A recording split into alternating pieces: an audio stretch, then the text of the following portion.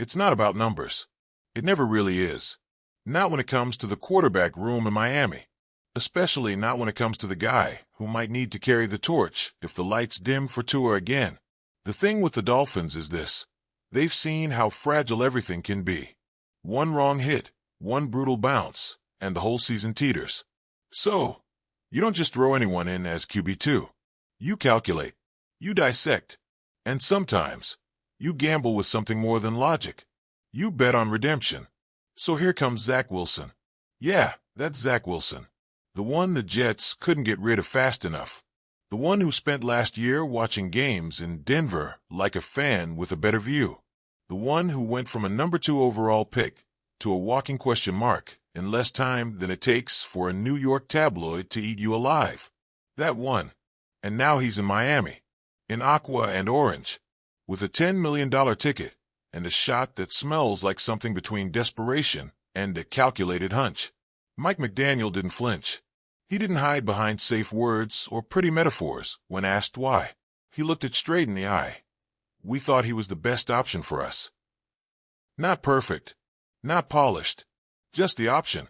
That hits different, because let's face it, nobody really knows what Wilson is at this point. He's not what they said he'd be. He's not even sure what version of himself is left. But what he is available. Healthy, humbled, hungry maybe. And for McDaniel, that's enough to start something. The truth is, this wasn't a snap decision. McDaniel had been watching, tracking, circling this for a while. This wasn't some fluke. Wilson wasn't a leftover. He was a target, a choice. You don't spend that kind of money on a backup unless you believe there's more under the hood than what we've seen. Now, here's where it gets messy and interesting. At BYU, Wilson looked like a magician. He had the freedom, the space, the time. He threw bombs from 10, 11 yards behind the line like he was playing on a different field. He wasn't in a pocket. He was on an island. And he owned it. Then the NFL hit him like a train, especially in New York. No time, no space, no grace. The pocket was a collapsing cave. The spotlight was brutal. And the critics, they never slept. You mess up in Buffalo, people forget. You mess up at MetLife, they tattoo it on your legacy. So yeah, it spiraled. And Wilson, he wasn't ready. He didn't have the reps.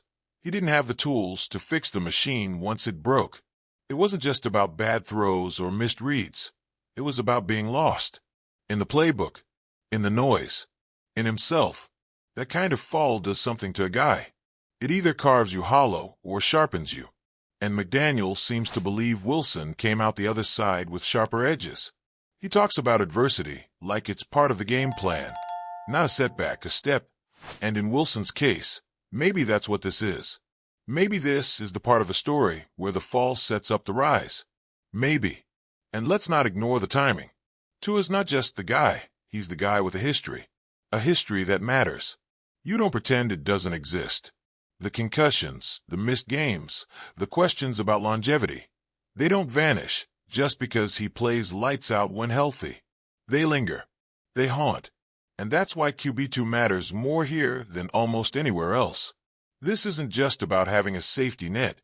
This is about not letting the whole house collapse if one pillar cracks. And McDaniel? He's playing the long game. He knows they need someone who can survive the drop, not just fill a jersey. So now Wilson gets a shot. Not the starting job, not yet, but something maybe more valuable. The chance to rewrite the script, to learn, to breathe, to just exist without the weight of saving a franchise dragging at his shoulders.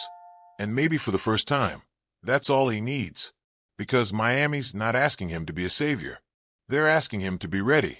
And there's a difference. There's no billboard pressure here. No back page hysteria. Just work. Just tape. Just reps. And maybe, just maybe, that's how you build something real. Still, let's not pretend this is a fairy tale waiting to unfold. This is still the NFL. People don't forget. They'll watch his every move. Every throw in preseason. Every snap in practice. Waiting. Judging. Wondering if he's just a ghost in a New Jersey or something else entirely. But Wilson? He's not talking much. Not making grand statements or flashy declarations. He's here. He's on the field. And for now, that's loud enough. There's a strange electricity around the facility.